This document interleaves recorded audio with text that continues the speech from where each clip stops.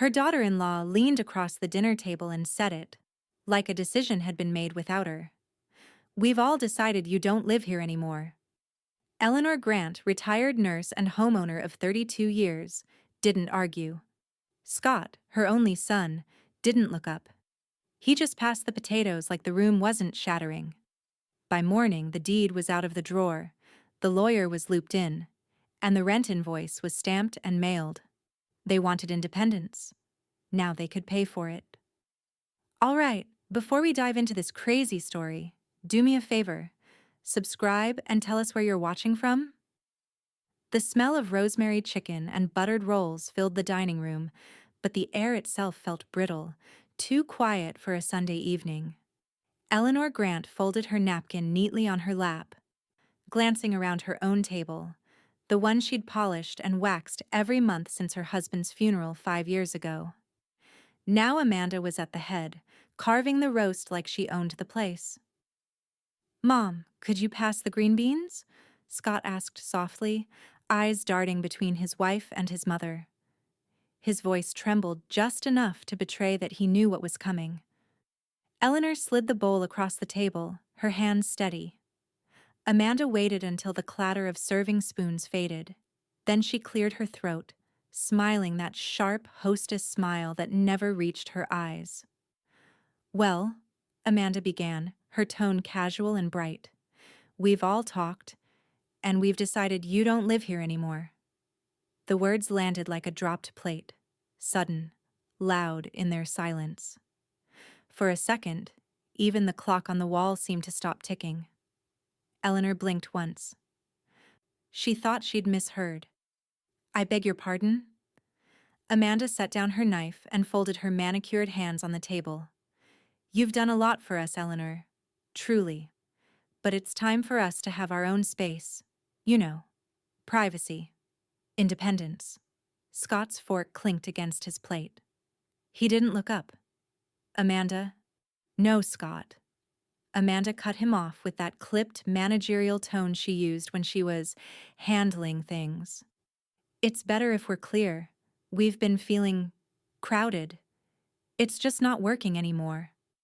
Eleanor's heart gave one heavy thump. Her son's silence was a knife. She steadied herself by folding her napkin again, pressing the corners together. "Crowded," she repeated softly. "In my own home." Amanda smiled like she was explaining something simple to a student who'd missed the question. "You've been generous, but it's time for a change. You can take as long as you need to pack, though the sooner, the better." Scott's lips parted, but no words came out. He just stared at his plate. Eleanor looked at him for a long moment. Her son, the boy she'd raised to speak kindly, to tell the truth. She found no trace of him now, only the faint shine of sweat on his temples. Her phone buzzed in her pocket. She slipped it out discreetly under the table. A text from Patricia Lane. "Call Harrison. Now." Eleanor didn't reply. She only set her phone face down, her expression unreadable. "Well," she said after a long moment, reaching for her teacup. "That's quite the declaration, Amanda." Amanda tilted her head, mock sympathy in her voice. "You'll get used to it." Eleanor sipped her tea. Lukewarm. Bitter. "I imagine I will." Silence stretched, thick and uneasy. The hum of the refrigerator sounded louder than conversation should have been. Scott finally pushed his chair back, muttering something about needing to check the mail, but everyone knew he was just escaping. Eleanor stayed seated, tracing the edge of her cup with one finger. Her mind was a calm storm, each thought precise, deliberate. The deed, the taxes, the mortgage, all in her name. Every nail in this house was hers. Yet here was Amanda, speaking as if the decision were final. When Amanda rose to start clearing plates, Eleanor stood too. "I'll take care of my dishes," she said lightly, gathering her plate before Amanda could reach for it.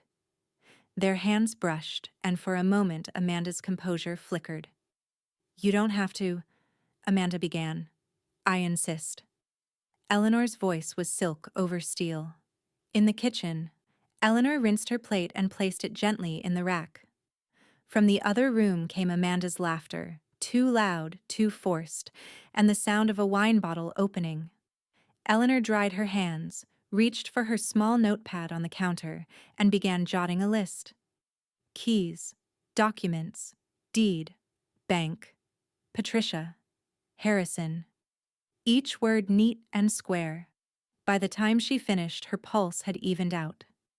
She walked back into the dining room, set her teacup on the table, and smiled faintly. "Thank you for dinner," she said. Amanda raised her glass. "Of course, Eleanor. It's been enlightening." Eleanor met her gaze evenly. "Yes," she said. "It has." She turned, walked upstairs to her room, and shut the door quietly behind her. From her nightstand, she retrieved the thick folder labeled House, Deed and Taxes, sliding her hand across its smooth surface. Downstairs, laughter rose again, brittle and false. Eleanor listened for a moment, then smiled, a small, knowing curve of her lips. Tomorrow, she decided, would be a very different day.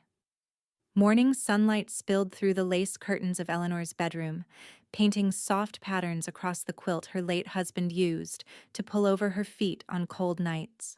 The air smelled faintly of lemon polish and resolve. She sat at her desk, the folder from last night open before her, and slipped on her reading glasses, the sturdy black pair, the ones she used when she meant business. Inside lay the original deed, its edges slightly yellowed, embossed seal gleaming under the light. Her name, Eleanor Marie Grant, stood alone in crisp print. No co-owners, no joint tenancy, no legal loopholes for anyone to hide behind. Her pulse steadied as she read it once. Then again, her teacher's habit of checking every line returning automatically. Every cent of this home was hers, earned through 40 years of paychecks, not inheritance or charity. She reached for her phone and snapped a quick photo of the document, sending it to Patricia with a single message. "Still mine. Every inch." The reply came almost immediately. "You have the power, not just the paper. Use it." Eleanor smiled faintly. Patricia never wasted words. She pulled open her old wooden file drawer, the one labeled House Financials. Inside were stacks of receipts, tax statements, and mortgage letters, all neatly clipped and dated. The last mortgage payment receipt bore a bright red paid in full stamp from 12 years ago. Eleanor traced the letters with a fingertip, the ink rough under her skin. Amanda could pretend ownership all she liked, but this house had been hers before Amanda had even married into the family. She took a deep breath, then dialed Harrison Cole's number. His voice came warm but brisk. "Eleanor, I was hoping I'd hear from you. Patricia told me what happened." Eleanor leaned back in her chair. It was less of a discussion and more of a declaration. "I was evicted from my own dining table." He chuckled softly, never mockingly. "Then it's time we made the record very clear. The deed's in your name? Always has been? Good. I'll need a copy, and we'll discuss formal notices.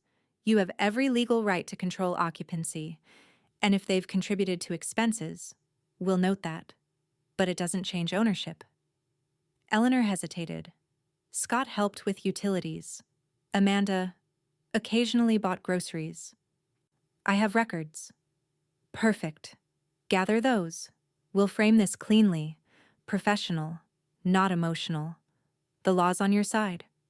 When the call ended, Eleanor felt something she hadn't in months: quiet control. The tremor in her hands had vanished. She spent the next hour spreading documents across the desk in tidy rows: taxes, insurance, repair invoices, all neatly labeled. Amanda had once laughed at her for keeping ancient paperwork.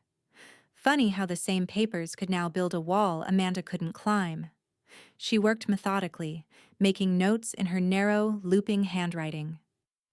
Every electric bill Amanda had skipped, Every grocery receipt she'd claimed reimbursement for, the house's equity, its taxes, the maintenance she alone had paid.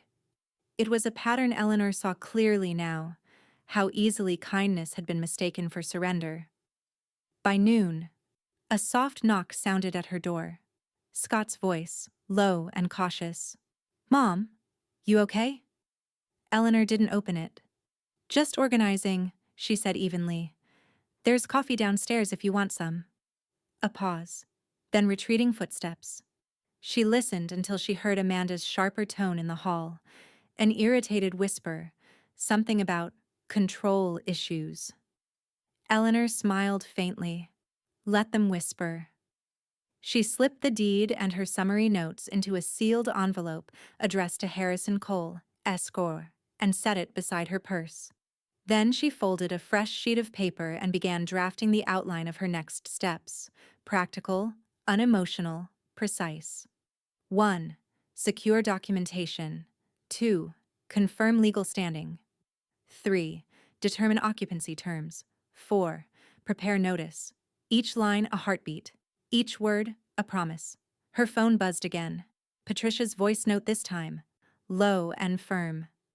"Don't second-guess yourself, Ellie. You built that house. They just borrowed its comfort." Eleanor let the words settle over her like armor. She stood, smoothed the front of her cardigan, and looked around the room. Her husband's photograph, the small bookshelf, the quilt on the bed. Everything that made a home, not just a house. She wasn't leaving these walls. Not yet. Not until every signature and seal confirmed what she already knew in her bones. She picked up the envelope, tucking it into her purse with quiet finality. The faint weight of it steadied her, a physical reminder of what was truly hers.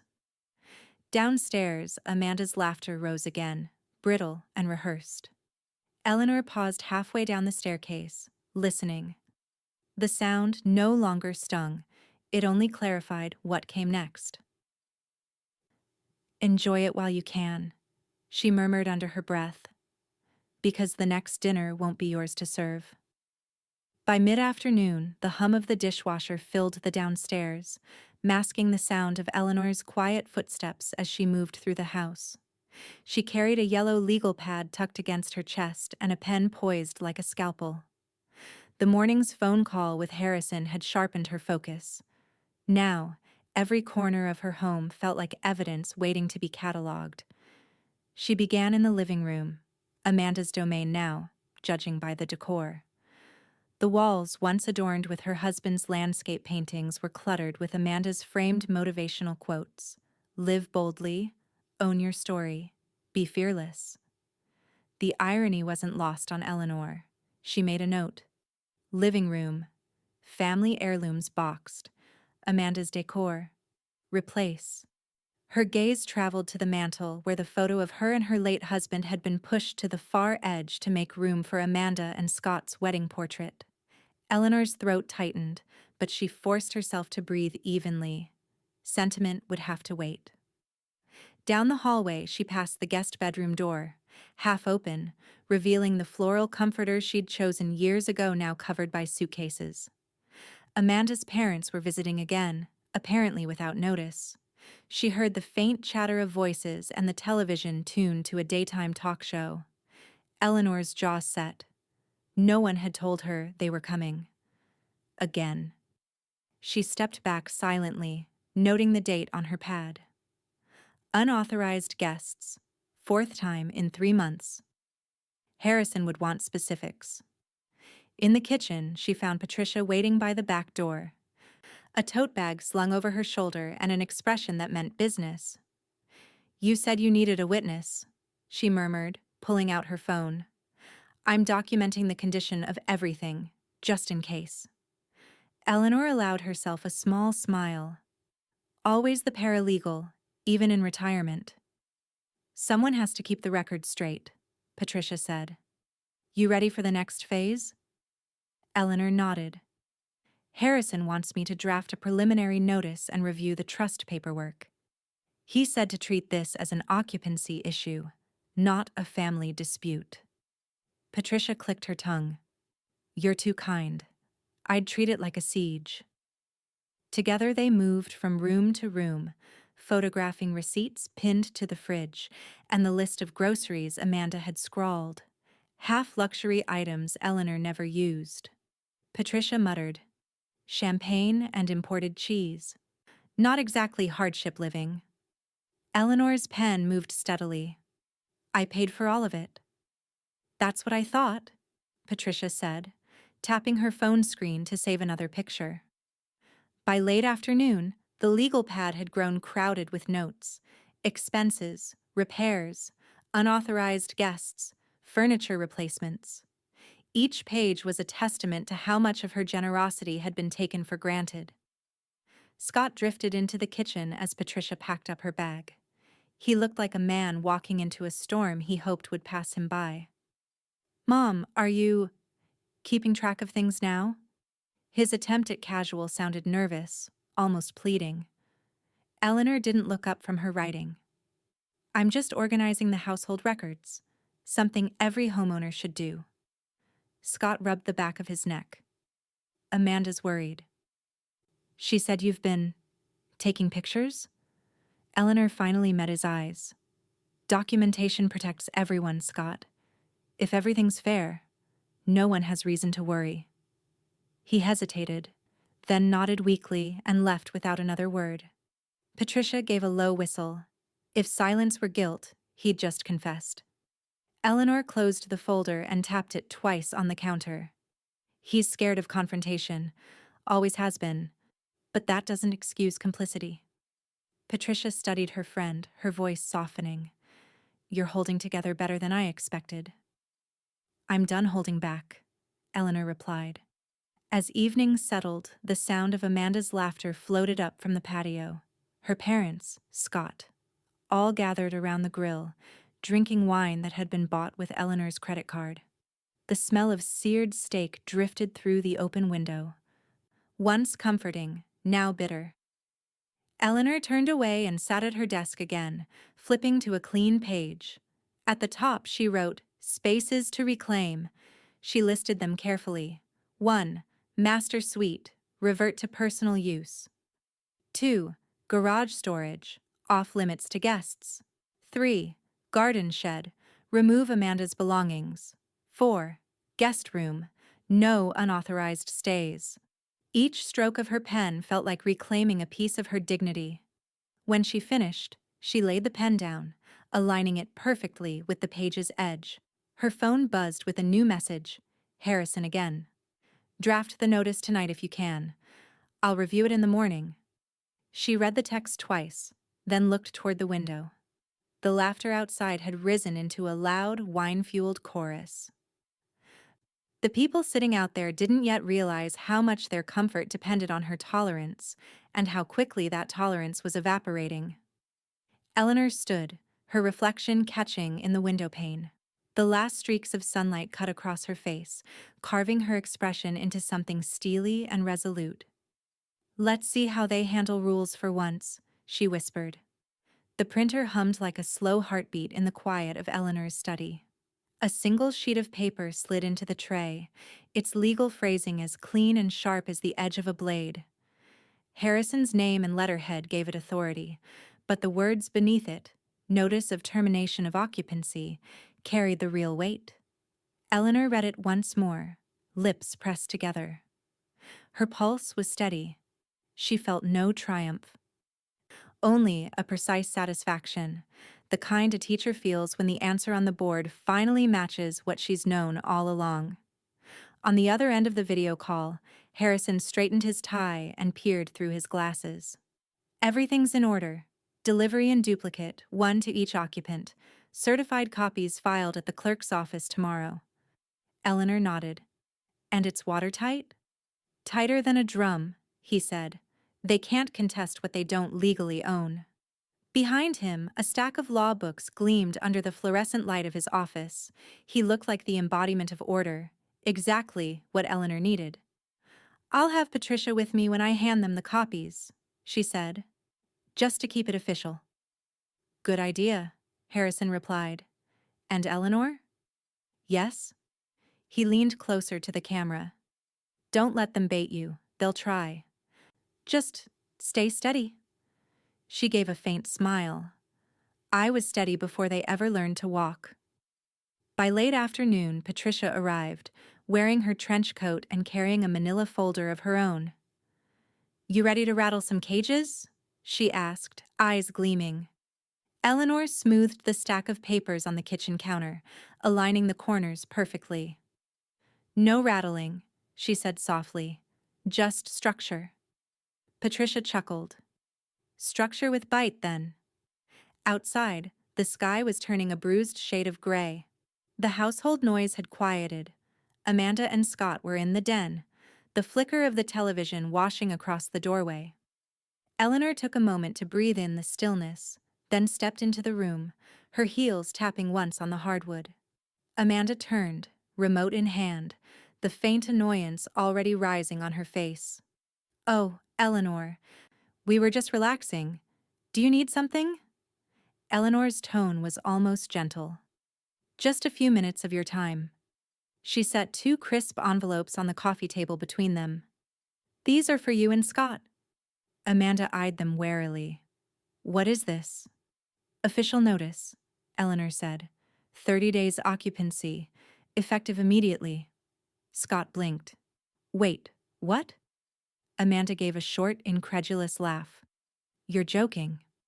Eleanor met her gaze evenly. I'm not in the habit of joking about property law. Amanda snatched the top envelope and tore it open, scanning the text with widening eyes. The color drained from her face. You're actually evicting us? Not evicting, Eleanor corrected calmly, formalizing occupancy terms. You'll have 30 days to make arrangements. Amanda stood, voice rising. This is outrageous. We're family. Eleanor's expression didn't waver. So is accountability. Scott's voice dropped to a whisper. Mom, do you really mean it? Eleanor turned to him, her tone measured but final. Every word is intentional, Scott. Every single one. He stared at her like a man trying to find his footing on new ground. Amanda's outrage was loud enough to fill the silence he couldn't break. You can't just throw us out, Amanda snapped. We've made this our home. Eleanor clasped her hands in front of her. You were guests, Amanda. I simply forgot to make that official. Now I've remembered. Patricia, who'd been standing near the doorway, couldn't suppress a grin. Let them stew a little, she murmured under her breath. Amanda's parents, drawn by the raised voices, appeared in the hallway. Amanda waved the notice at them. Can you believe this? She's actually trying to kick us out. Eleanor gathered the second copy of the notice and handed it directly to Scott. You're responsible for acknowledging receipt, she said. Harrison will follow up tomorrow. Scott took it with trembling hands. I don't know what to say. Eleanor's eyes softened, but her resolve did not. Then perhaps say less and listen more. The silence that followed felt immense. Amanda's parents exchanged uncomfortable looks. Patricia's phone clicked quietly as she logged the delivery time. Eleanor turned away from the circle of confusion and poured herself a cup of tea, letting the faint clink of porcelain punctuate the tension. Dinner will be ready at 7, she said over her shoulder as though nothing had happened. Amanda sputtered. Dinner? Of course, Eleanor said. I wouldn't want anyone to go hungry while they read the fine print. Patricia caught her friend's eye and stifled a laugh. That's cruel, Ellie. Cruel, Eleanor said evenly, is pretending kindness is weakness. Outside, thunder rumbled, a long, low warning rolling over the neighborhood. Eleanor carried her tea to the window, watching the clouds gather over the manicured lawns and driveways. The reflection in the glass showed Amanda pacing, Scott slumped on the couch, Patricia calmly gathering evidence. Eleanor took a slow sip, her voice quiet but firm. One storm down. A few more to go. The storm that rolled in overnight had left the world outside washed and silent.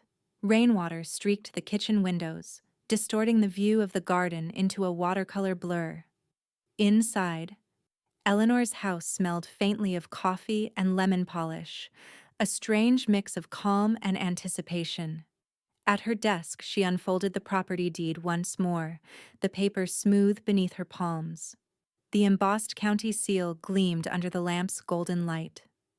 She took a steady breath and lifted the phone to her ear. "Harrison? It's Eleanor." He answered on the first ring. "Morning, Eleanor. How'd the notice go?"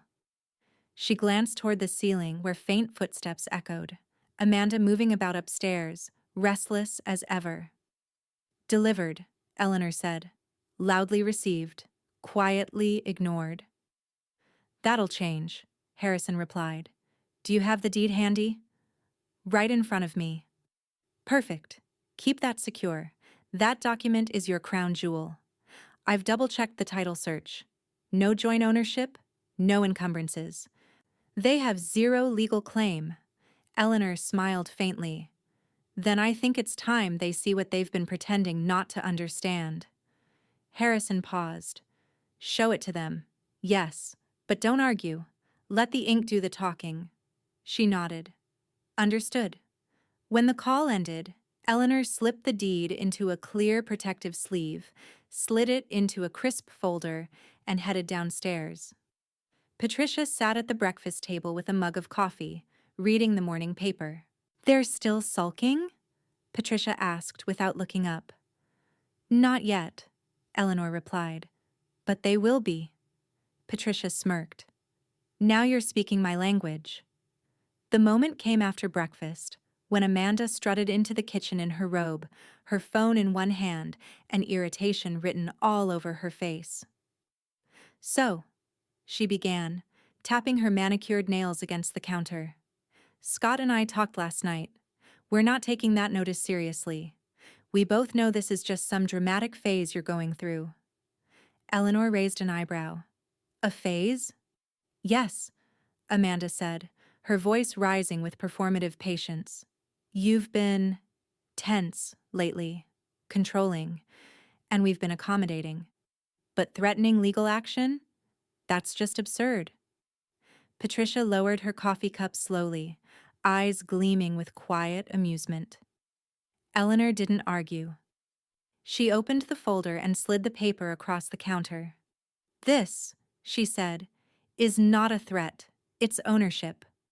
Amanda frowned, eyes darting over the document. "What is this supposed to prove?"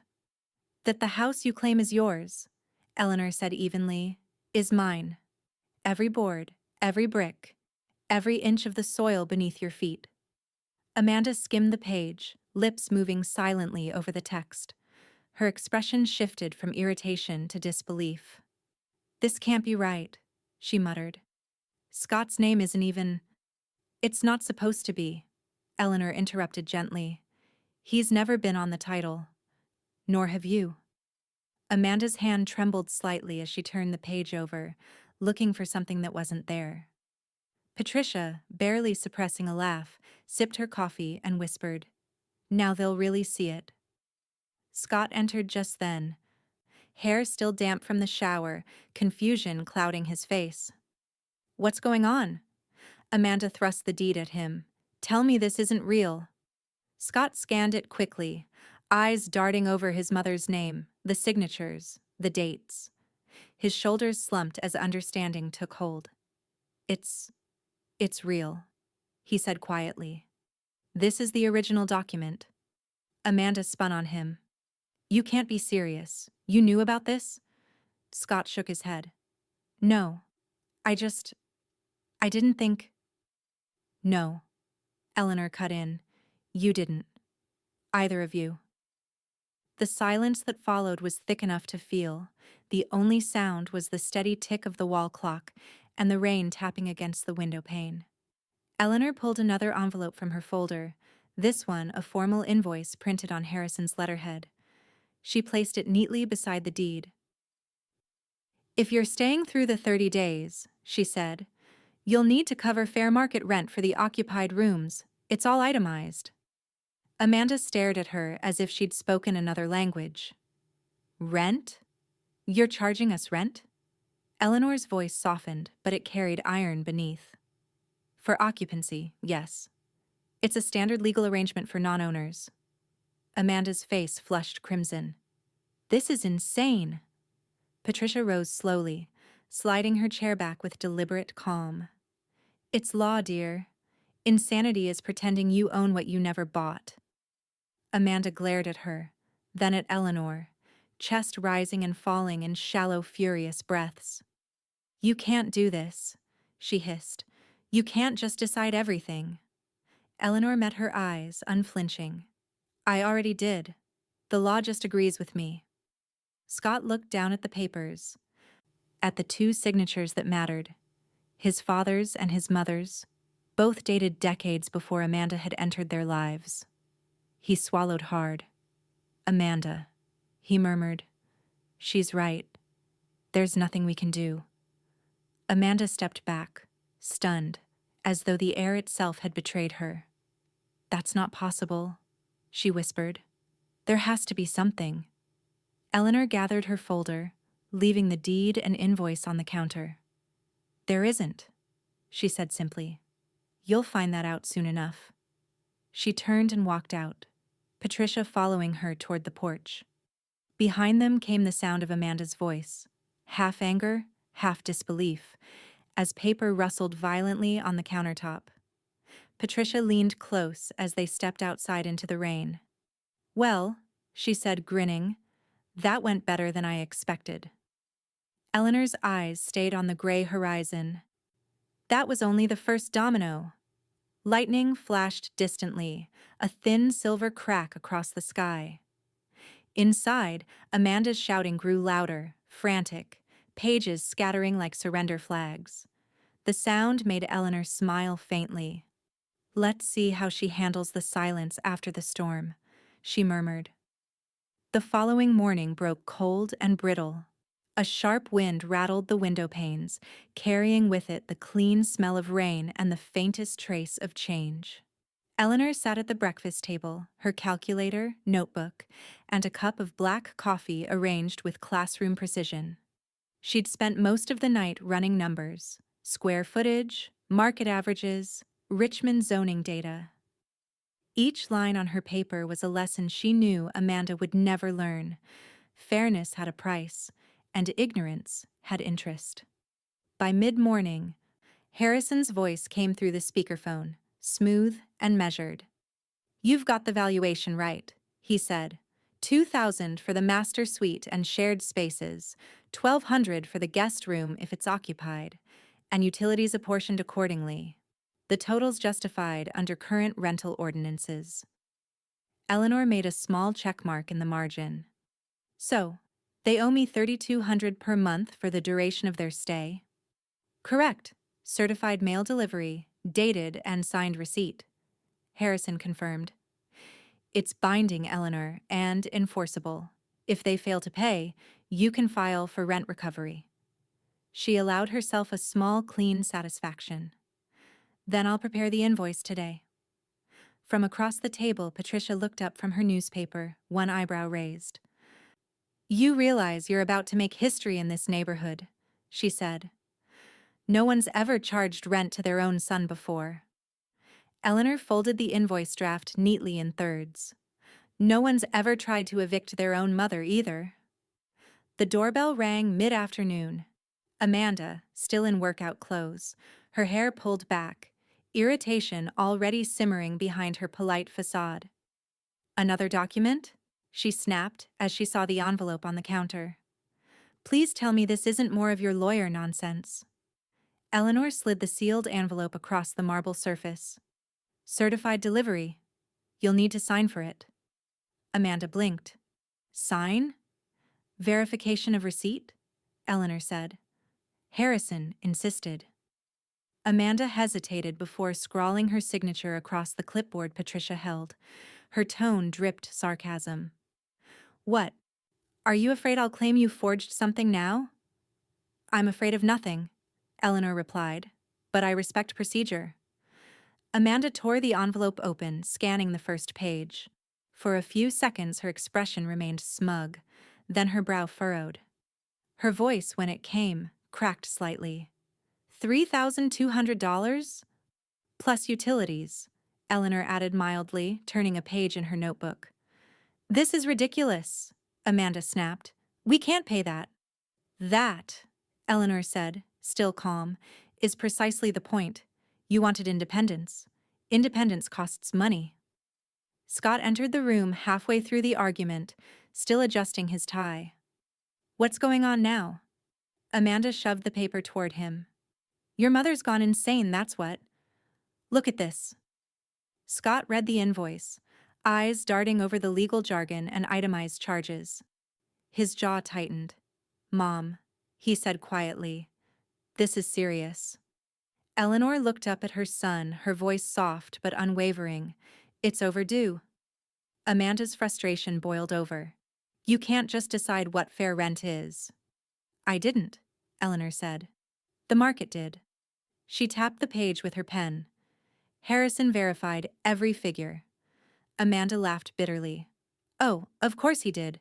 Your pet lawyer. Do you even hear yourself? Charging your family like we're tenants? Eleanor looked directly at her. Tenants obey agreements. You've ignored everyone. Amanda's mouth opened, then closed again. For once, no clever retort came. Patricia stepped forward, folding her arms. Amanda, you've been living here rent-free for years. Consider this an overdue education. Scott's shoulders sagged. We can't afford this, he murmured. Not on top of the car payment, the loans. Eleanor regarded him for a long moment. Then I suggest you prioritize your expenses. Roofs tend to take precedence. Amanda glared, cheeks flushed.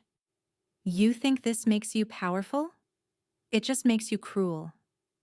Eleanor rose, smoothing her cardigan sleeves, her calm so absolute it was almost unnerving. Cruelty, she said, is taking what you never earned and calling it love. Amanda's voice cracked as she pointed at the paper. You'll regret this. Eleanor's gaze met hers without flinching. No, Amanda, you will. And when you do, you'll find the receipt neatly filed under paid in full. Patricia gave a short laugh, shaking her head. I almost feel sorry for her, she murmured. Don't, Eleanor replied, gathering the empty coffee cups from the table. She's learning the cost of comfort.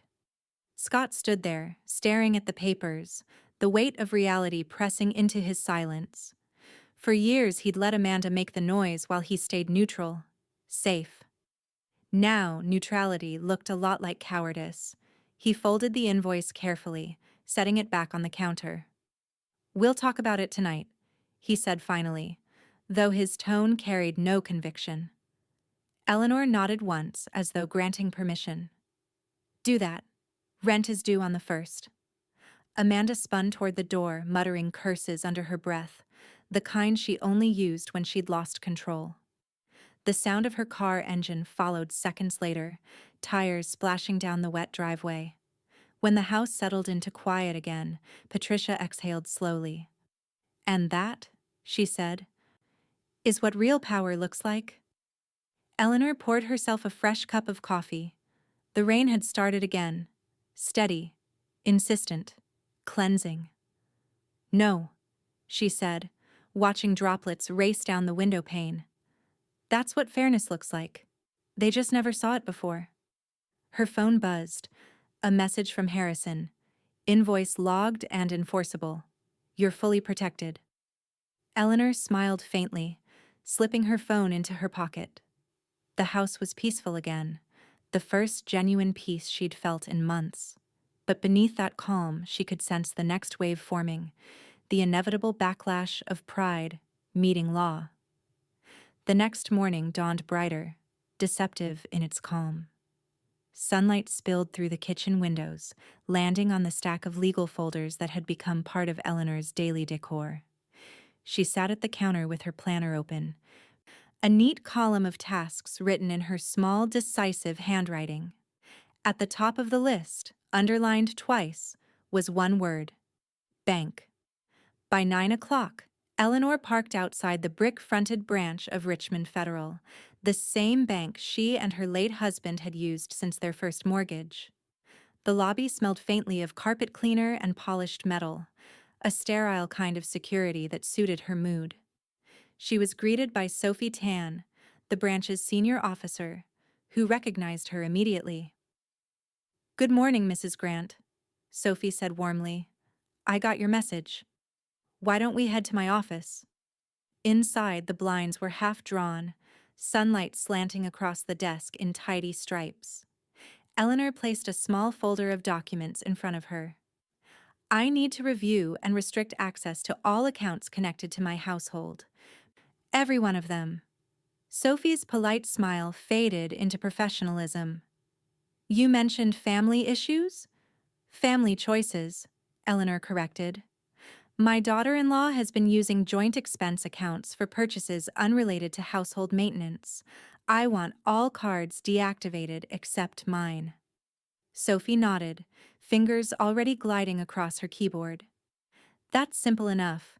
We can remove any authorized users and transfer your funds into a private holding account under your sole name. Would you like to change your online credentials as well?" "Yes," Eleanor said. "Everything. Passwords, recovery email, PINs, the works." Sophie glanced up. "Understood. You'll have complete control again by this afternoon." The quiet whir of the printer filled the office as Sophie produced the authorization forms. Eleanor signed each page without hesitation. Her penmanship was exact. Her late husband used to joke she could sign her name straighter than a ruler. Sophie double-checked the screen. "It looks like Mrs. Amanda Grant is currently listed as an authorized user on your home expense account. Would you like her removed immediately?" "Immediately," Eleanor said, her tone like closing a door. Sophie tapped a few keys, then smiled faintly.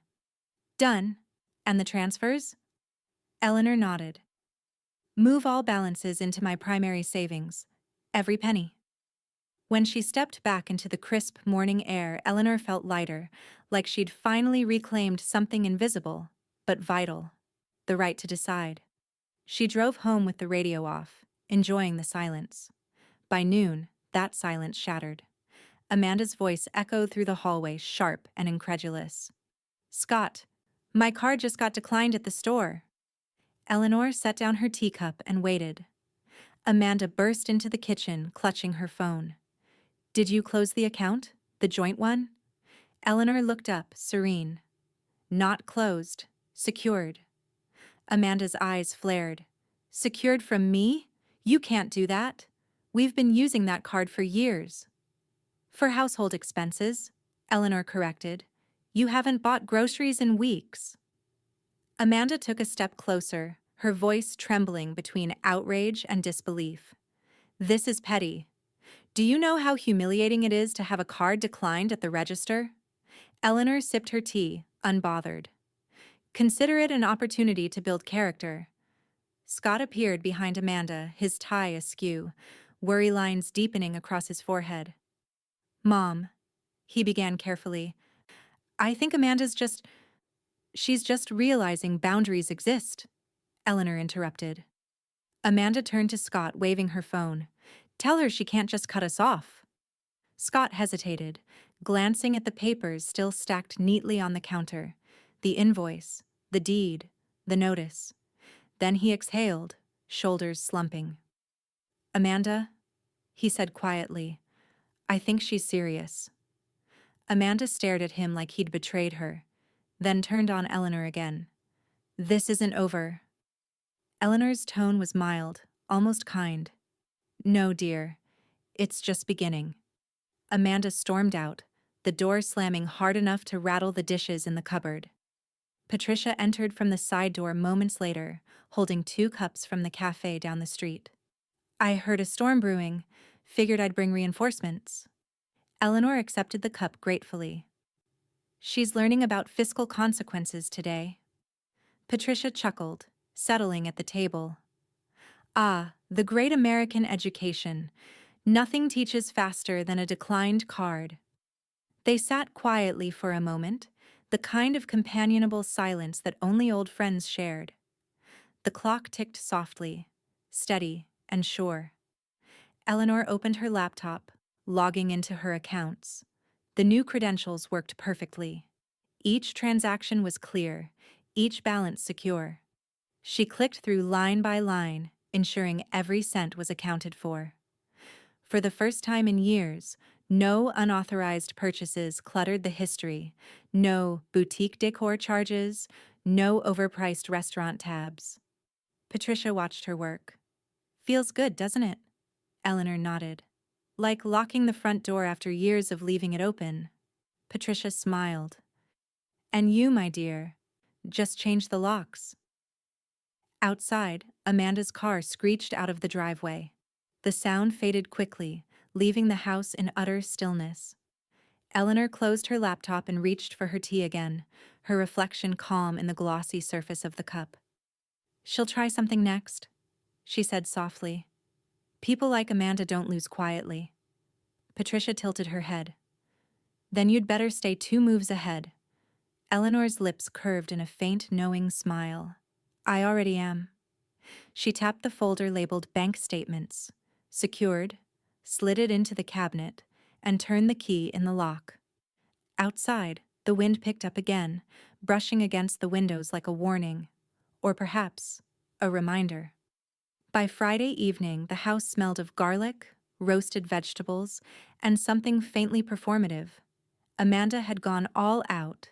Candles, wine glasses polished to a mirror sheen, the good linen unfolded from the cabinet she'd once mocked as Eleanor's antique hoard. A vase of white tulips sat in the center of the dining table, their petals trembling under the soft hum of the overhead light. Eleanor watched from the top of the stairs for a moment before descending. It was strange, witnessing Amanda play hostess again after days of icy silence. The woman who had once called her controlling was now orchestrating a dinner as though nothing had happened. Patricia had been right.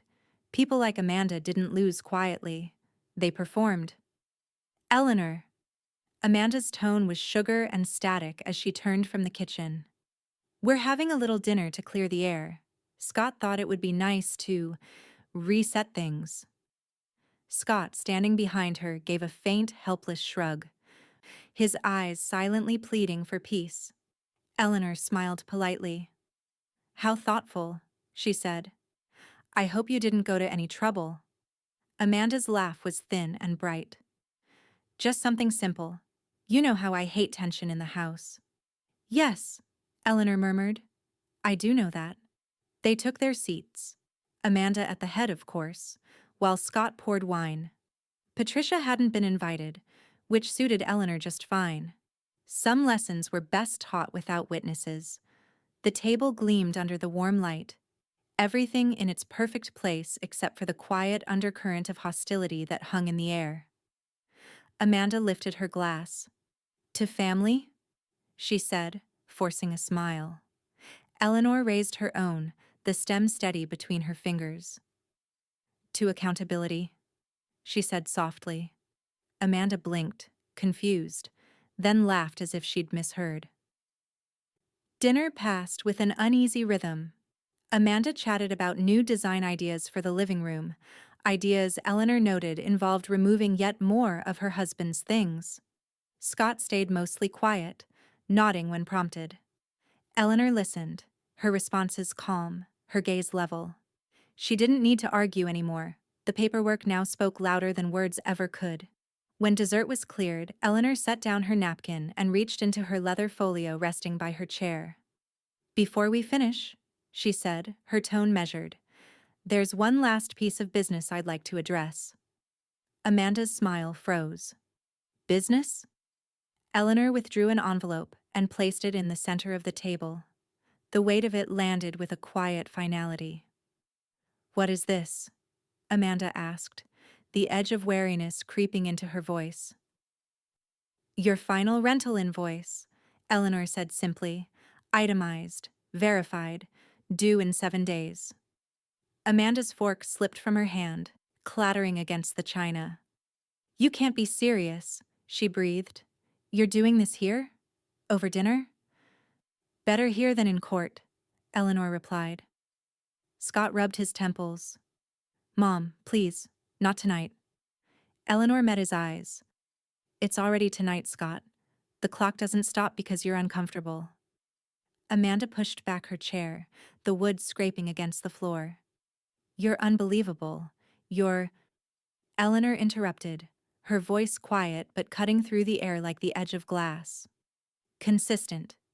You wanted independence, Amanda. I'm giving it to you. Amanda stood abruptly, snatching up her wine glass, but her hand shook so violently that the red liquid sloshed over the rim. It splattered across the tulips, across the white linen, a sharp stain spreading like a bruise. The glass slipped from her grasp and shattered on the floor. For a moment, no one moved. The only sound was the soft crackle of a candle wick struggling to stay lit. Scott exhaled, long and weary, before kneeling to gather the shards. Amanda, he said quietly, stop. Amanda looked at him, stunned. Stop? You're siding with her? He didn't answer, just set the broken pieces on a napkin. His silence spoke louder than any defense could. Eleanor rose slowly, folding her napkin with meticulous care. Accidents happen, she said. Clean it up before it sets. Amanda stared at her, eyes glossy with fury. You can't keep humiliating me like this. I'm not humiliating you, Eleanor said softly. I'm reminding you what respect costs. Scott looked up at her, torn between shame and admiration. Mom, you've really thought of everything, haven't you? Eleanor gave him a kind, almost maternal smile. I learned from the best. Life. It never forgets to collect what it's owed. She turned and walked toward the doorway, pausing only once to glance back at the table. The overturned glass, the spreading red stain, Amanda frozen in disbelief. The scene looked almost theatrical, the perfect final act to a dinner Amanda had planned but never controlled. Thank you for dinner, Eleanor said gently. It was enlightening. And then she left, her heels clicking softly against the hardwood, the sound fading as she ascended the stairs. Behind her, Amanda's voice broke into a strangled whisper. She's not done. She's never done. Scott said nothing. He only watched the crimson stain on the white cloth deepen, spreading toward Amanda's side of the table. Upstairs, Eleanor stood by her bedroom window, watching the evening lights shimmer across the wet street. She took a slow sip of tea and smiled faintly to herself. The taste was calm, almost sweet. One more move made. One less illusion left standing. Monday began with the sound of Amanda's voice echoing down the hallway, sharp, brittle, and fueled by caffeine and panic. Eleanor didn't need to leave her room to know what was happening. She could hear the cadence of damage control. Amanda's clipped tone, the rustle of papers, the pointed emphasis on words like attorney and rights. From her window, Eleanor watched the sunlight spill across the manicured lawn, her teacup warm in her hands. Downstairs, Amanda's voice rose again, phone pressed to her ear. I don't care what the paperwork says, Amanda snapped. There has to be a loophole, something about residency or shared assets. She can't just... She's my mother-in-law, for God's sake. Eleanor smiled faintly into her tea. The for God's sake was a tell. Amanda only invoked heaven when her earthly leverage failed. Scott's lower voice tried to interject, but Amanda barreled on. Yes, I'll send photos. The notice, the deed, whatever she's waving around, you'll see what I'm dealing with. Eleanor turned from the window and picked up her phone, scrolling through messages until she found Harrison's number. Eleanor. She's making her call. Harrison. Let her. The documents will speak for themselves. I'll handle it. Eleanor exhaled through her nose, calm and deliberate. The morning sunlight caught the rim of her teacup, scattering gold across the hardwood floor. Downstairs, a door slammed, Amanda undoubtedly leaving to meet her lawyer. By afternoon, Harrison called. His voice carried a smile she could almost hear. "You'll enjoy this," he said. "Amanda's attorney reached out to me about disputed property rights. I sent him the certified deed, notarized occupancy notice, and the bank's account security confirmation." "And?" Eleanor asked. The moment he saw the chain of ownership, he withdrew representation. Apparently, she failed to mention she never paid a dime toward the mortgage. Eleanor allowed herself a quiet chuckle. "That does complicate her argument." "It annihilates it," Harrison said. "And for good measure, I've submitted a formal copy of all filings to the county clerk. Once that's processed, her occupancy rights are legally extinguished. Irreversible." She nodded slowly, absorbing the finality. "That's excellent work, Harrison." "I just follow the paper trail," he said. "And yours is immaculate." After the call, Eleanor returned to her favorite chair by the window, folding her robe neatly at the wrists. Patricia's text arrived seconds later. "Patricia, I can't believe how smooth this is." Eleanor, "Smooth comes from preparation. Panic comes from arrogance." Downstairs, the front door opened again. Amanda's heels struck the tile like gunshots. She was on another call now, louder, desperate. "You can't just freeze my accounts. Those were joint." Eleanor closed her eyes briefly, listening. Joint was a stretch. They were joint only because Eleanor had once allowed convenience to masquerade as trust. Now the bank had done exactly what she'd asked: freeze all accounts tied to disputed access. Sophie had texted her earlier that morning. "Sophie, temporary freeze in place until legal verification clears. You're fully covered, Mrs. Grant." Downstairs, Amanda's tone shifted from anger to disbelief. "No, no, you don't understand," she was saying into the phone. "She can't just— What do you mean it's verified? Who verified it?" Eleanor took another sip of tea. The flavor was chamomile with a hint of honey, Patricia's recommendation for legal calm. When the shouting stopped, there came a new sound. Scott's voice, quieter, resigned. "Amanda, maybe you should just stop fighting her. It's done." Eleanor could almost hear Amanda's breath catch. "Done?" she echoed, her voice cracking. "Nothing's done until I say it is." There was a long pause, then the muffled sound of something breaking. Perhaps a vase, perhaps a wineglass. Eleanor didn't move. She had learned over the past weeks that chaos had a way of burning itself out when left unattended. Her phone buzzed again. Another message, this time from Harrison.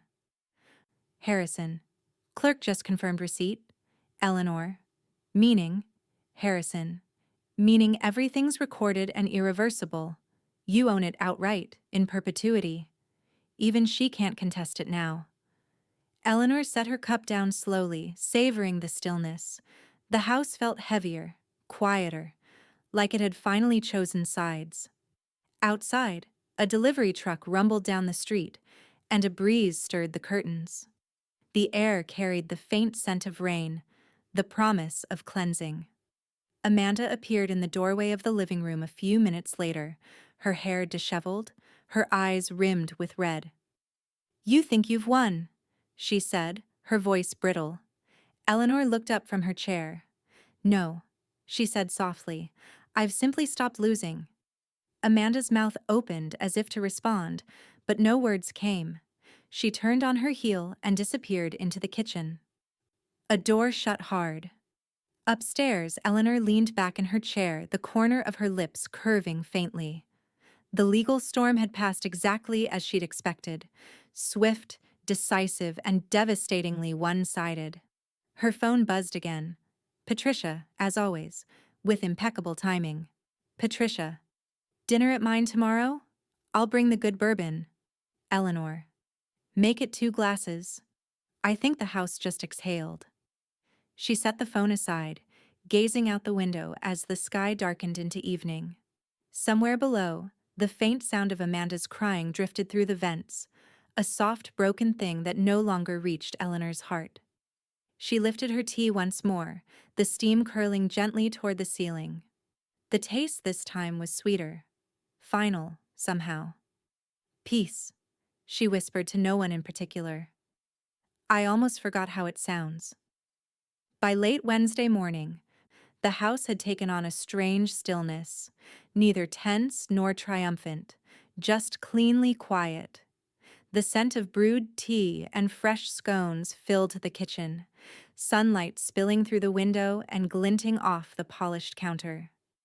Patricia sat opposite Eleanor, chin in hand, watching steam curl from her cup like a tiny ghost. So, Patricia said finally, a sly smile tugging at her lips.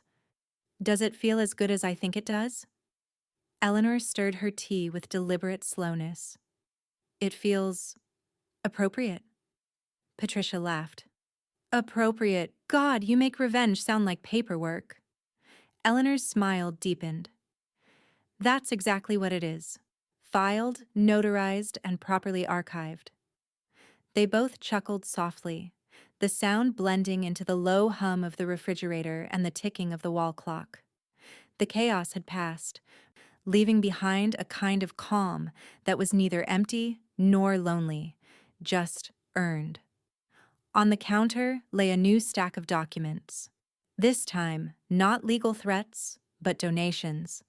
Eleanor had decided to expand her contributions to the local literacy program and a nearby women's shelter. For years, she'd written small checks when she could. Now, with her finances fully under her control, she was planning something larger, something lasting. Patricia watched her sign each line with that same precise penmanship. You're turning a family fiasco into a civic victory, she said. You might be the only woman I know who'd celebrate an eviction by starting a scholarship. Eleanor capped her pen. If you're going to reclaim power, you might as well share the excess. Patricia raised her cup. To excess, then. Eleanor clinked her porcelain gently against hers. To peace. The afternoon unfolded quietly. After Patricia left, Eleanor walked through the house, checking every lock, every window latch, every drawer. Not out of paranoia, but satisfaction. Everything that mattered was in order. Documents filed, accounts secured, her name alone on every record. Her phone buzzed on the kitchen counter. A text from an unfamiliar number. No, not unfamiliar. Amanda, using Scott's phone this time. Amanda, I hope you're proud of yourself. You've ruined everything. Amanda, we're looking at apartments. Scott doesn't even talk to me. Amanda, I never wanted this to go this far. You could have just talked to me? Eleanor read the messages once, then pressed the side button until the screen went black. Some things didn't need replies. Silence could speak volumes when wielded correctly. Her phone buzzed again minutes later, a new message, this time from Scott himself. Scott. Mom, can we talk later? Alone. I need to say something. Eleanor hesitated, fingers hovering above the screen before typing back. Eleanor. I'll be in the garden. An hour later, Scott appeared by the rose bushes, hands shoved into his pockets, eyes red-rimmed but sober. The last time he'd stood there, he'd been 12, clutching a baseball and an apology for breaking a window. He looked like that boy again, ashamed, searching for forgiveness he wasn't sure he deserved. I know I should have said something sooner, he began. I kept thinking it would calm down, that Amanda would come to her senses. Eleanor clipped a withered bloom and dropped it into the pail. Silence is a choice too, Scott. It just doesn't absolve you. He nodded slowly, swallowing hard. You handled it perfectly, he said at last. I see that now. You didn't yell. You didn't fight dirty. You just let the truth do the work. She finally looked up, her eyes softening. Truth tends to be self-cleaning. You just have to let it air out. Scott managed a faint, weary smile. I'm sorry for not standing up for you. Eleanor turned back to her roses. You've said enough. Now you just have to live better. He lingered a moment longer, as if wanting to hug her, but unsure if he had that right anymore. When he finally walked away, Eleanor watched him go, the late afternoon light catching the side of his face. Still her son, still flawed, but maybe learning. That evening, she returned to her desk. The last folder on her to-do list waited. Estate planning. Final revision. Harrison had already prepared the drafts. She needed only to sign and notarize. She glanced at the mirror above her desk, catching her own reflection, poised, steady. A woman who no longer asked for space but owned it. She signed each page, sealing her legacy with quiet certainty. When she finished, she leaned back, listening to the faint creak of the chair, the peaceful hush that had replaced months of noise. Her phone lit up once more with a text from Patricia. Patricia. The bourbon's ready whenever you are. Eleanor smiled. Eleanor. Soon, just tying one last bow. Outside, the first stars appeared, small and sharp against the indigo sky.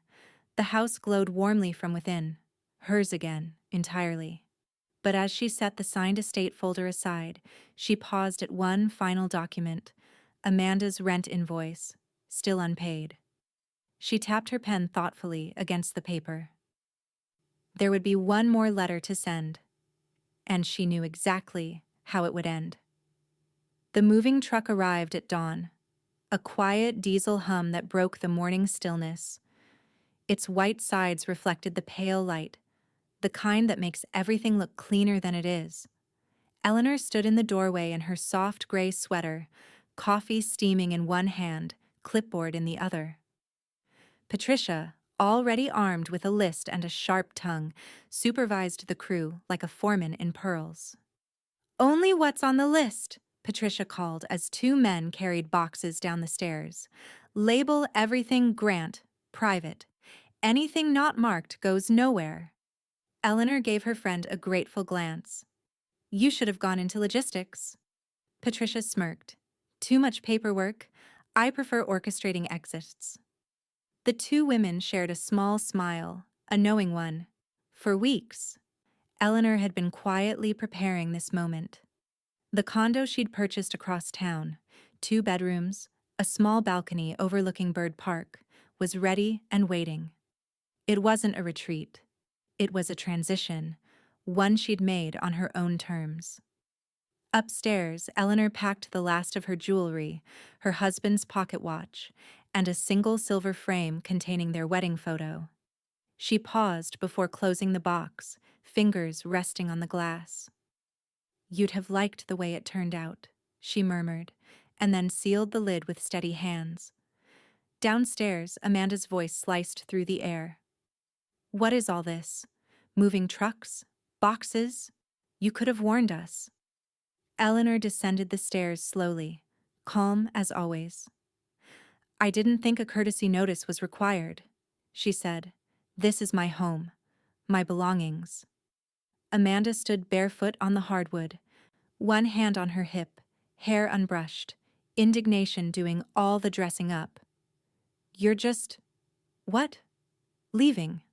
After all this? I'm relocating, Eleanor replied evenly. The house is under trust management now. Harrison will handle the paperwork.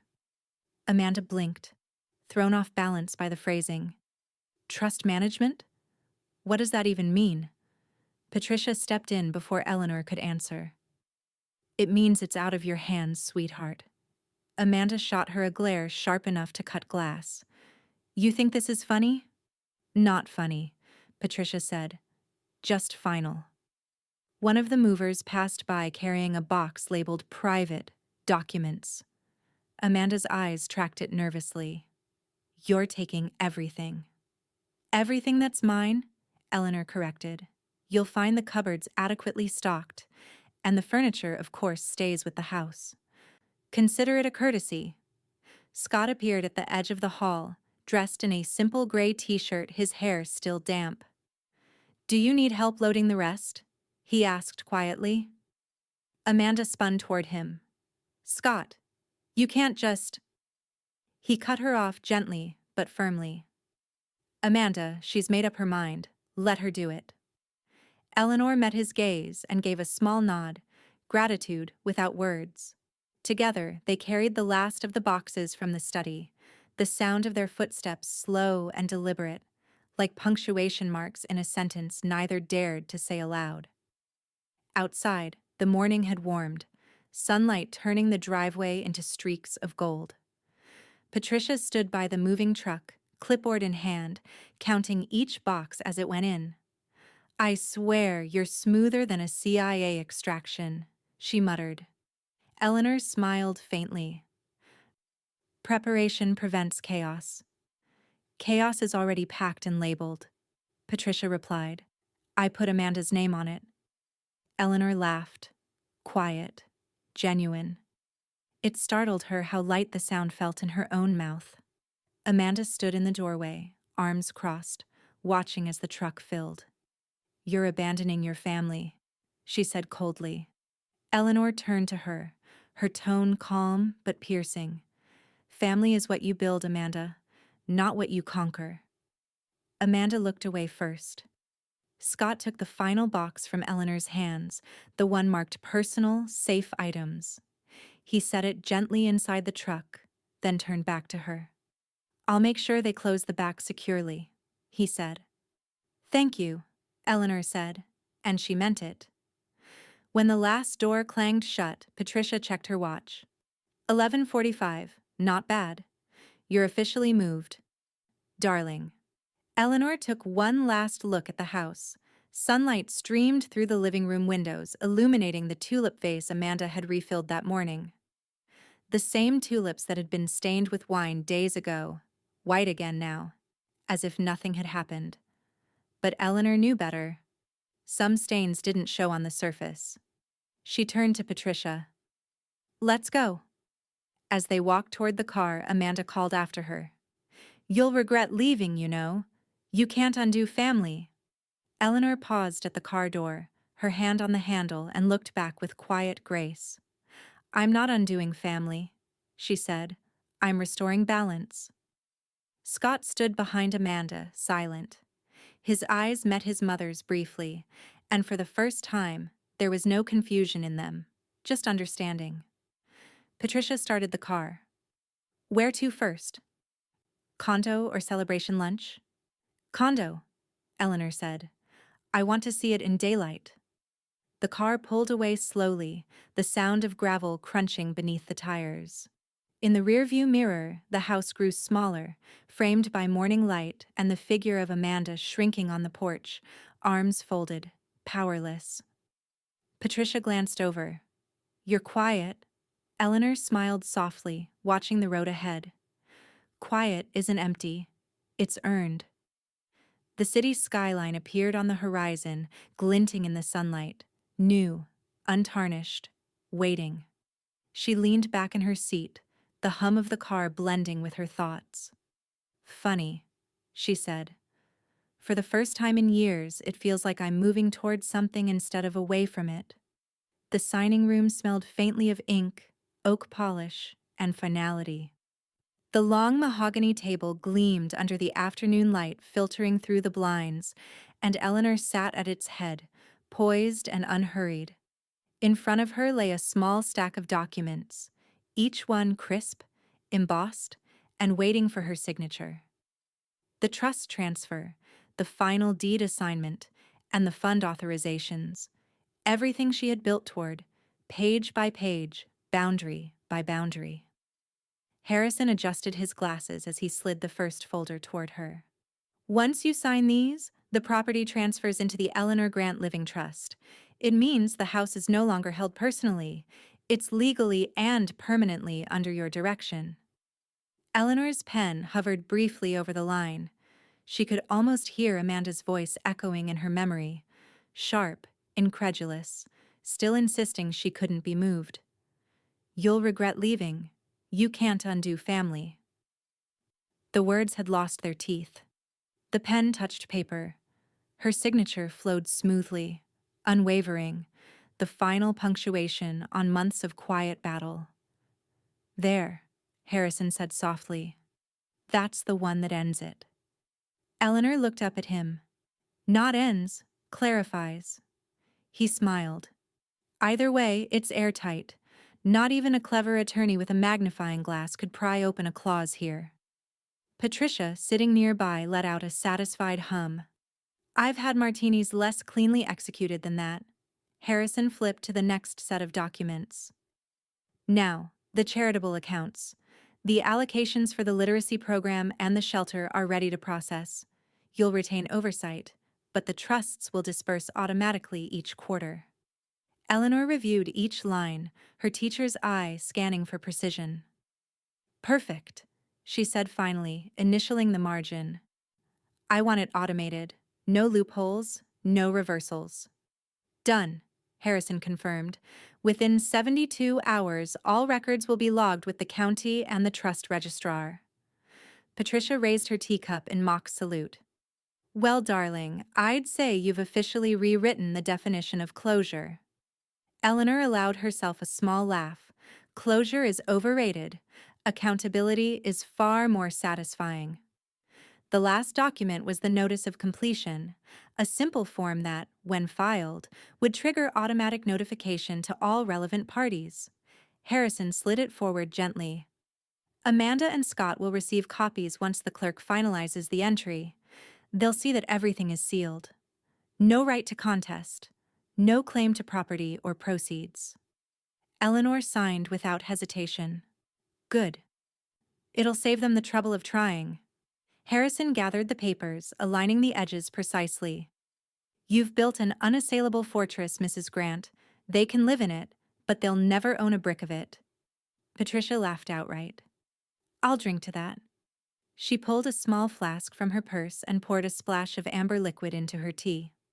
Don't judge. Justice tastes sweeter with a bit of bourbon. Eleanor smiled, lifting her own cup. Then let's make it official. To justice, Patricia declared. Eleanor clinked her cup lightly against hers. To peace, built on paperwork. They both drank, the sound of the city faintly humming through the open window. For the first time in months, Eleanor felt her breath come without weight. No tension, no unseen obligations lurking behind polite conversation. Just air, clean, earned, and entirely her own. Harrison gathered his briefcase and stood. I'll send you confirmation once the filing's clear. You'll get an email from the clerk before the physical copies arrive. Eleanor nodded. Thank you, Harrison, for handling this with care.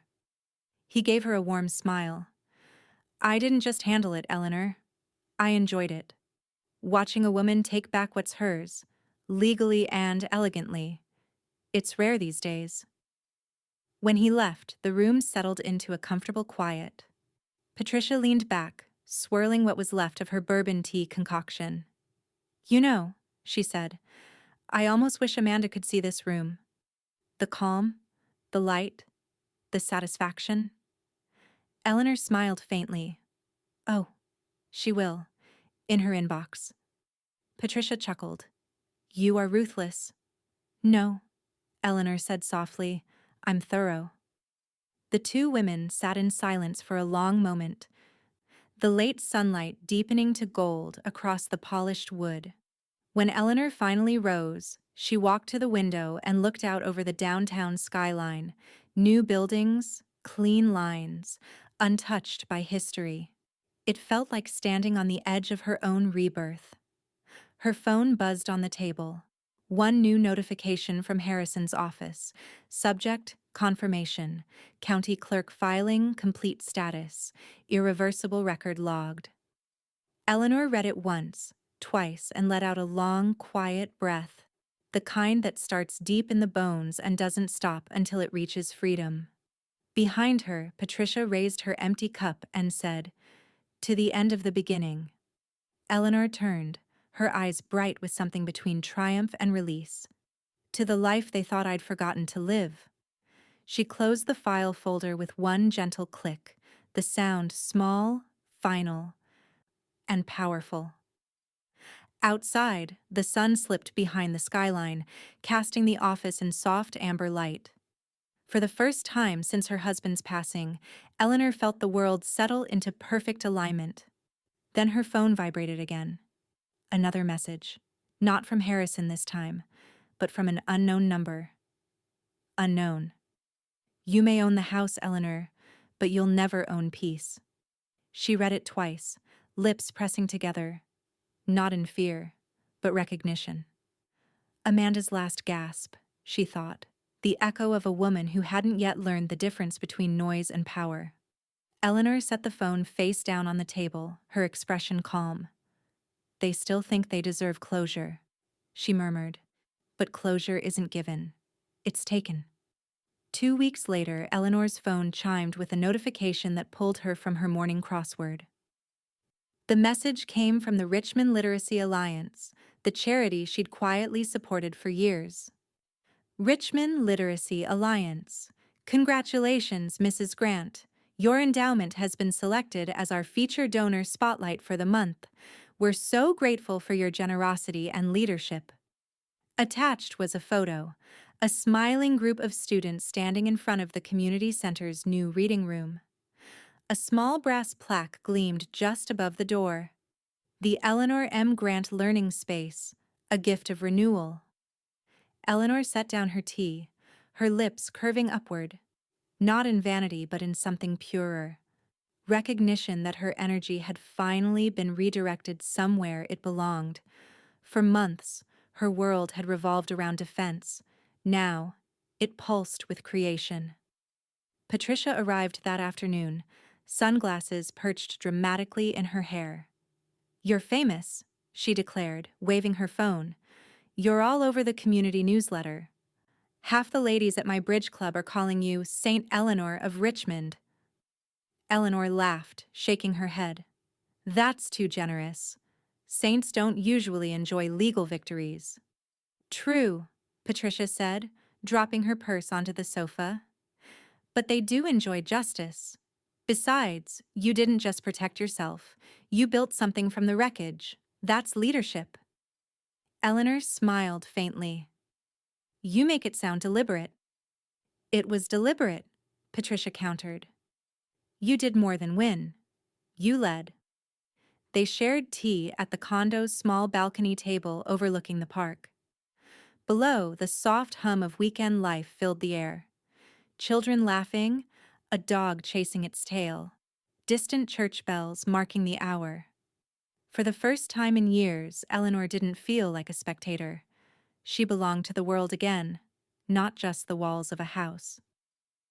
Later that evening, her inbox filled with invitations: the mayor's charity luncheon, a women's financial empowerment panel, a gala for the shelter she'd funded.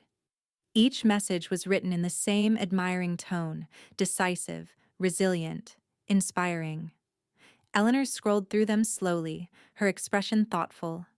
The same traits Amanda had once mocked, her precision, her order, her insistence on clarity, had become the very reasons people now admired her. Meanwhile, social media told its own quiet story. Amanda's Facebook profile was frozen in stasis. The last post dated 3 weeks prior, a smiling photo of the family at Thanksgiving. Comments underneath had gone unanswered. Scott's page was even quieter. The silence was almost an apology. Patricia texted a screenshot of the online article from the Richmond Post. The headline read, "Local retiree turns family home battle into philanthropic legacy." Beneath it, a photo of Eleanor at the signing ceremony, poised, composed, radiant in her calm. Patricia's accompanying message read, "If Amanda sees this, she's probably chewing glass." Eleanor typed back one word, "Probably." Still, she didn't linger on it. She'd learned that revenge didn't need an audience. It only needed completion. That night, Harrison called to confirm what she already knew. "Everything's finalized," he said. "Trust, property, accounts, charitable allocations, all secure. No one can touch it." "Not even by proxy?" Eleanor asked, though she already suspected the answer. Not even with a subpoena, Harrison replied. It's watertight. I made sure of it. Then it's done, she said. Almost, he replied carefully. You might want to check your mail tomorrow. A formal notice was sent to you through the trust's P.O. box. Eleanor frowned. From whom? I think you already know, Harrison said. The next morning the letter arrived. Heavy cream envelope, elegant cursive, return address from a small law office downtown. Eleanor opened it carefully, unfolding the thick stationery inside. To Mrs. Eleanor Grant, this correspondence is on behalf of my client, Mrs. Amanda Grant, who wishes to discuss matters related to the disposition of family property, shared financial obligations, and potential mediation regarding outstanding grievances. Respectfully, Edward Colson, Esquire. Eleanor's lips twitched.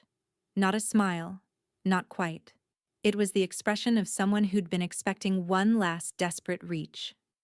She took a slow breath, walked to her writing desk, and removed a folder marked Trust Communications Legal Responses.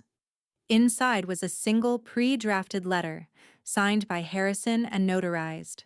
It read simply, all inquiries related to Mrs. Grant's trust, estate, and property must be directed to her counsel. Further contact from any party not recognized as beneficiary or trustee will be disregarded. She folded it neatly, sealed it in an envelope, and slipped it into her outgoing mail tray. When Patricia stopped by later, Eleanor handed her the sealed envelope. Would you drop this at the post office for me? Patricia eyed it curiously. Amanda? Eleanor nodded. Persistent, isn't she? Desperate, Eleanor corrected. There's a difference. Patricia took the envelope and slid it into her purse. Consider it delivered.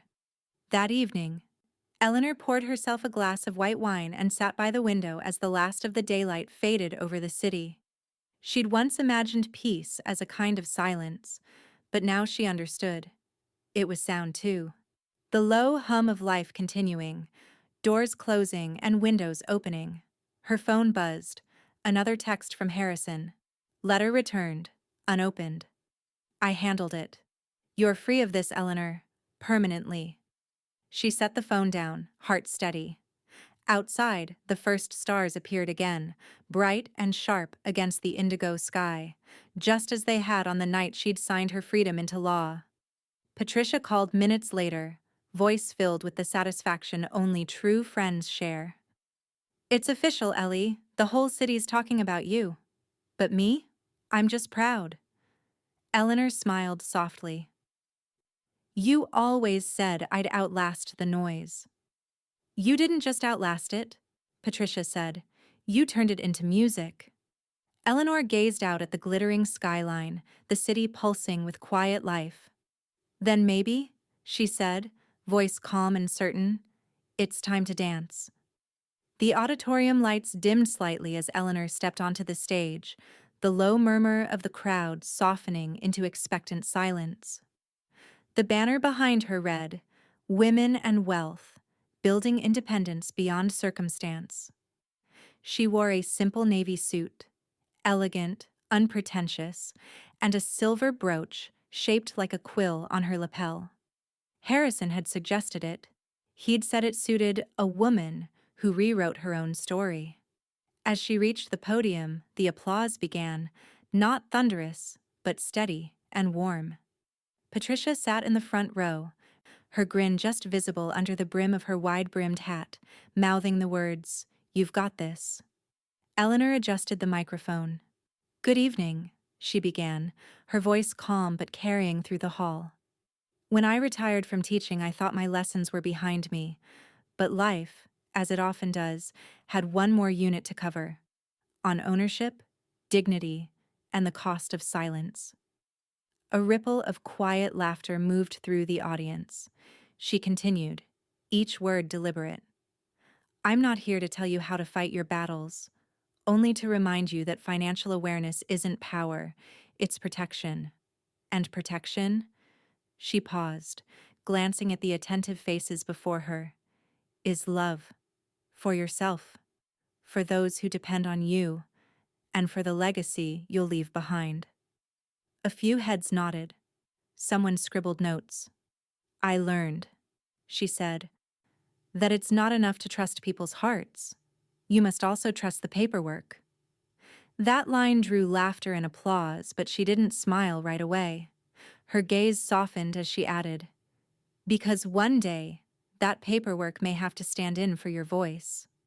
When she finished, the audience rose, not out of spectacle, but respect. The applause rolled over her like a tide, quiet at first, then swelling as she stepped back from the podium.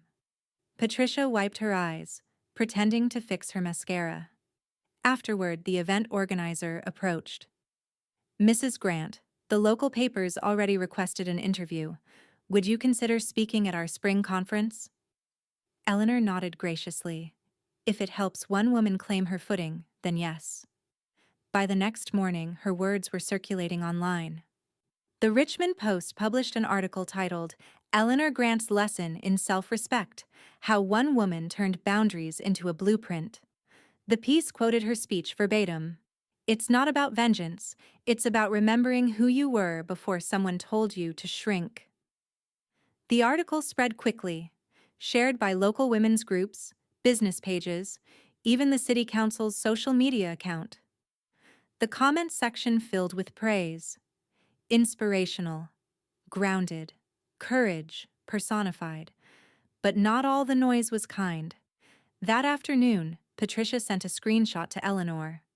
Well, Amanda's awake again.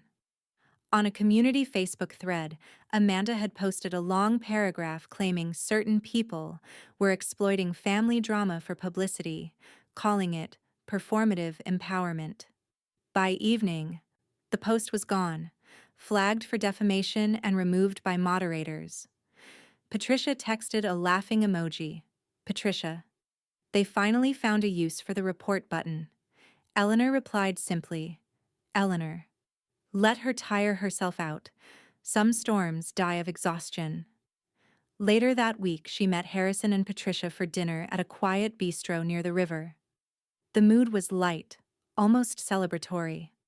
Harrison lifted his glass of Merlot. To Eleanor, our resident phoenix.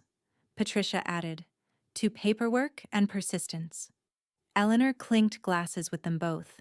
To peace, the kind that can't be revoked. Between bites of creme brulee, Harrison mentioned casually. By the way, the trust's quarterly audit came through. Everything's perfect. No vulnerabilities, no pending claims. You're completely protected.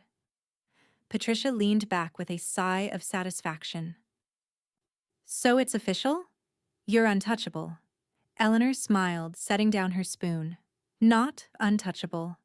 Just unreachable by the wrong hands. They lingered at the restaurant long after most patrons had left, watching the reflections of streetlights dance across the river. Patricia told stories about her grandchildren. Harrison mused about retiring early. For the first time in months, no one mentioned Amanda's name. Back at her condo later that night, Eleanor poured herself a cup of tea and opened her laptop. A new email blinked at the top of her inbox. Subject line, upcoming feature, Women Who Define Resilience. She clicked it open and saw her own photograph, framed beside a short bio written by the editor. Eleanor Grant, educator turned advocate, demonstrates that legacy isn't what you leave behind, it's what you build when no one's watching. Her eyes lingered on the last sentence. She closed the laptop softly and looked out the window. The park below glowed in the lamplight, children's laughter echoing faintly even at dusk. The same park she'd once viewed only from a distance now felt like part of her life. Her phone buzzed on the table, one new voicemail. She hesitated before pressing play. Amanda's voice, brittle but subdued, filled the room. Eleanor, I saw the article. You really think all of this makes you the hero? You've rewritten everything, but you can't erase what you did to us.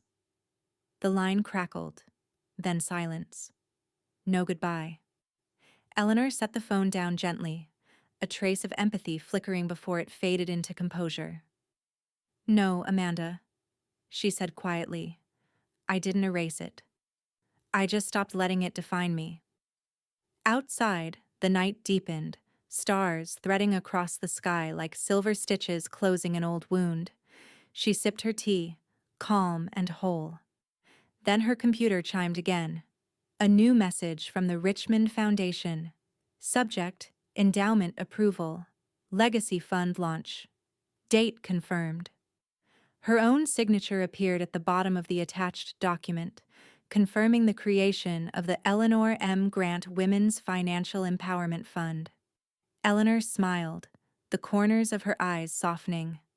"Now," she whispered to the quiet room, "that's closure." Sunlight spilled through the wide windows of Eleanor's condo, catching on the edges of her crystal teacups and the delicate lace curtains she'd hung herself. The scent of lemon and vanilla filled the air. Cookies baking in the oven, her first batch since she'd moved in. Her life had shrunk in square footage but expanded in peace. Every inch of this new home belonged solely to her. The table by the window was neatly arranged. A small vase of daffodils, her favorite ceramic teapot, and a stack of neatly bound documents from Harrison. She had stopped checking her phone compulsively weeks ago, stopped waiting for another outburst or veiled threat from Amanda. The house on Willow Lane was quiet now, occupied but hollow, managed by the trust's property company. The legal system had finished what dignity had started. Patricia knocked twice before letting herself in. "It smells like heaven in here," she said, dropping her handbag on the counter. "If peace had a scent, it'd be butter and sugar." Eleanor laughed softly. "I decided I owed the neighbors a proper introduction. Cookies seemed safer than legal advice." Patricia perched on one of the stools. "So, is this what contentment looks like? A retired teacher turned trust matriarch with a pastry tray?" Eleanor poured 2 cups of tea. "Contentment looks like control," she said. "And a decent cookie recipe." Patricia grinned. "Speaking of control, Harrison called me this morning. He couldn't stop gushing about how flawless your filings are. He said, and I quote, 'Eleanor Grant is the human equivalent of a locked vault.'" Eleanor smiled at that. "He's thorough, but so am I." She slid a folder across the table. The label read, "Final Invoice. Occupancy Reconciliation." Patricia raised an eyebrow. "Oh, this looks juicy." "Not juicy," Eleanor corrected. "Necessary." Inside were copies of certified mail receipts, bank statements, and the final rental calculation, 30 days of occupancy, interest included. Amanda and Scott had received theirs the day before. Patricia scanned the figures and let out a low whistle. "You actually sent it?" "Of course I did," Eleanor said. "They stayed 31 days, actually. But I waived the extra day's interest. Call it mercy." Patricia's laughter filled the condo. "Oh, Eleanor, you've become my hero." Just then, Eleanor's phone buzzed. She checked the screen. An email from Harrison. Subject: confirmation, final payment enforcement complete body, rent invoicing logged, accounts processed through trust subsidiary, all filings permanent, consider the matter closed. She read it once, then set the phone down with a satisfied sigh. "And that," she said, "is the last piece." Patricia leaned forward, chin in her hands. "So that's it? No more battles? No more notices? Just cookies and philanthropy?" Eleanor smiled faintly. "Just life." They clinked their teacups together, the sound soft and final. For the first time in over a year, Eleanor felt the quiet wasn't waiting to be broken. It was hers, entirely. Later that afternoon, she carried 2 trays of cookies down to the lobby. The building's manager, Mrs. Rayburn, smiled as she took one. "You're setting a high bar for new residents, Mrs. Grant." "I believe in leaving a good impression," Eleanor said warmly. From the open window above, the sound of piano music drifted down, a neighbor's child practicing scales, uneven but earnest. It reminded Eleanor of her students long ago, fumbling toward precision, never realizing how strong they already were. When she returned to her condo, the answering machine light blinked red. She pressed play. Harrison's voice filled the room. Eleanor, it's official. The trust audit closed this morning. Every account, every clause. It's all sealed. Amanda's lawyer withdrew representation after your final invoice was confirmed. I believe the term you used was permanent resolution. Well, congratulations. You've got it. Eleanor smiled as she listened, her hand brushing absently over the envelope still sitting on the counter. The one stamped paid in full. That night, she and Patricia sat on the balcony, city lights winking below them. You did it, Patricia said softly. You didn't just win. You ended it. Eleanor watched the glow of the skyline reflect in her teacup. Winning was never the goal, she said. Peace was, but it turns out they're cousins. Patricia grinned. Identical twins? I'd say. They fell into a comfortable silence. Somewhere in the distance, a train horn sounded, long and low, fading into the night. Eleanor thought about everything that had led her here. The dinner table declaration, the notices, the legal filings, the storm of pride and paper that had nearly swallowed her peace. And now, just the quiet. Just the smell of cookies cooling on the counter and the steady hum of a life she had rebuilt one deliberate step at a time. The clock on the mantel chimed softly. Eleanor stood stretching. I'll pack a few extra cookies for Harrison tomorrow. He's earned them. Patricia raised her teacup. To cookies, closure, and consequence. Eleanor met her toast. To the bill they never saw coming. She crossed to her desk, picking up the folder one last time. Inside was a single printed sentence at the bottom of the rent ledger, her addition in tidy penmanship. Final balance, 0,200, settled by ownership. Eleanor smiled, folded the file closed, and slid it neatly into her cabinet. Outside, the city lights shimmered like tiny receipts stamped by the universe itself. Paid. Verified. Permanent. She turned off the lamp, the glow fading to soft gold across the room. Her last words of the night were quiet, but they filled the stillness completely. She said I didn't live here anymore, Eleanor whispered, pouring one last cup of tea. So I packed the deed and left her the rent.